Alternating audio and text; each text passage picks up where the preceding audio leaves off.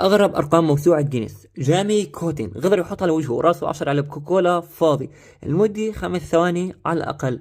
وكمان قال لموسوعة جينيس إنه بيعاني من حالة جلدي، ولحد هسه فيش إلها اسم لوقت الرقم القياسي راح يكون موجود على الشاشة لو أنت السنة كانت، واللي هي تمتص مسام البشرة الأكسجين.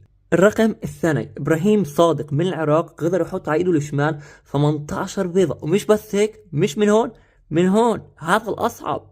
يعني هون في أشياء تمسك فيها، الأصابع بتقدر تعمل سياج له أكثر بيض، بس من هون هاي الأصعب. مش عارف كيف ضبطت معه 18 بيضة، الرقم مش 10 و5. وكمان قال إنه كان يتمرن كل يوم 4 مرات، مرتين الصبح ومرتين العصر. وكمان قال بالنهاية انه مش بس على التدريب، كمان بالنهاية التركيز وثبات الايد. يعني لو ايدك تحركت سنتي واحد بتخرب معك كل الموضوع.